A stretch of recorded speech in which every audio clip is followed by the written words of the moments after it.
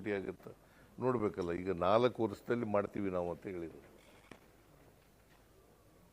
ಒಂದೇ ಸಾರಿ ಮಾಡ್ತೀವಿ ಅಂತ ಹೇಳಿಲ್ಲ.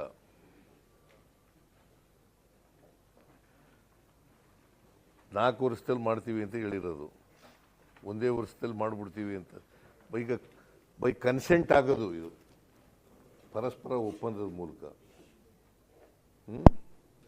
ಈಗ ಅವರು ಬರಬೇಕಲ್ಲ ನಮ್ಮ ಹತ್ರ, ನಾವು ಜಮೀನು ಕೊಡ್ತೀವಪ್ಪ 30,000 ಕುಷ್ಕಿ ಜಮೀನಿಗೆ, 30 ಲಕ್ಷ ಕುಷ್ಕಿ ಜಮೀನಿಗೆ, ನೀರಾವರಿ ಜಮೀನಿಗೆ 40 ಲಕ್ಷ ಒಪ್ಕೊತೀವಿ ಕೊಡ್ತೀವಿ ಅಂತ ಮುಂದೆ ಬಂದಾಗ ಕೊಡ್ತೀವಿ. ಸಪ್ಲಿಮೆಂಟ್ರಿ ಬಜೆಟ್ ಮಂಡಿಸ್ತೀವಲ್ಲ, ಜುಲೈಗೆ ಒಂದು ಮಂಡಿಸ್ತೀವಿ, ಆಮೇಲೆ ಡಿಸೆಂಬರ್ಗೆ ಒಂದು ಮಂಡಿಸ್ತೀವಿ, ಆಮೇಲೆ ಮಾರ್ಚ್ಗೆ ಒಂದು ಮಂಡಿಸ್ತೀವಿ.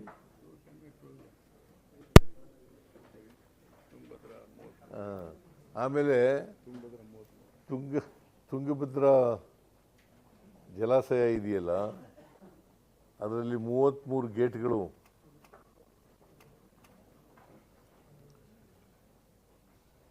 ಹಳೇ ಗೇಟ್ಗಳಾಗ್ಬಿಟ್ಟಿದ್ದವು.